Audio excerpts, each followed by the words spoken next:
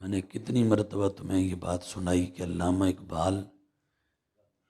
رحمۃ اللہ علیہ اور یہاں کے جج تھے علی امام، علامہ اقبال اور علی امام کی آپس میں بنتی نہیں تھی، یہ دور دور رہتے تھے۔ تو ایک بار جہاز میں باری بیڑے میں بیٹھے باہر کہیں جا رہے تھے، یورپ جا رہے تھے، تو ایک مقام پہ جہاز رکا، تو علی امام اپنے اسی جہاز میں علی امام جسٹس علی امام تھے، اسی میں علامہ اقبال تھے۔ تو علی امام اپنی کرسی سے اٹھ کے سیٹ سے علامہ اقبال کے پاس آئے اور آگے کہا اقبال یہاں سے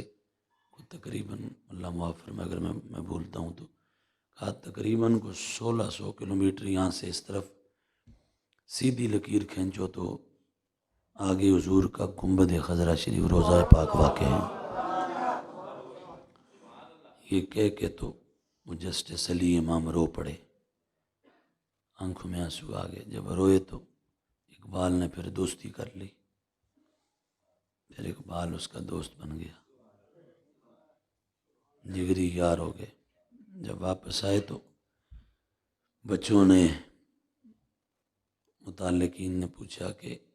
اقبال آپ تو اس بندے سے دور دور رہتے تھے اور آپ کی آپس میں صورتحال ٹھیک نہیں تھی، تو یہ دوستی کیسے ہوئی؟ علامہ اقبال نے پتہ ہے کیا کہا؟ اقبال نے کہا جس بندے کی آنکھ میں حضور کا، میرے حضور کا نام سن کے یا کہہ کے آنسو آ جائے، اقبال اس کا دشمن نہیں رہ سکتا، اقبال اس سے دشمنی نہیں رکھ سکتا، وہ اقبال کا دوست ہے۔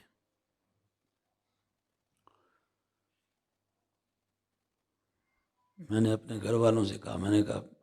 یہ بھی، ان کو بھی، دوستوں کو بھی کہا، میں نے گھر والوں کا ساری یہ باتیں کی، اور اب بھی کہتا ہوں اللہ تعالیٰ کے حضور آپ میرے حق میں دعا کرو، سارے کریں گے؟ بولیں ایک دعا یہ کریں اگر کر سکیں تو، میری گزارش اللہ کی بارگاہ میں اور حضور کی بارگاہ میں، یا اللہ یا رسول اللہ، اس گندے کو بھی، اس کمزور کو بھی،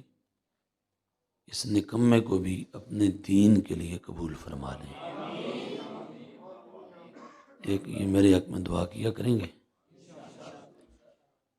دوسرا یہ دعا کریں اللہ اور اس کے رسول کے دربار میں میرے لیے کہ جب تک میں جیوں دنیا کی رتی برابر میرے من میں، میرے دل میں کوئی طمع، کوئی سوچ نہ آئے،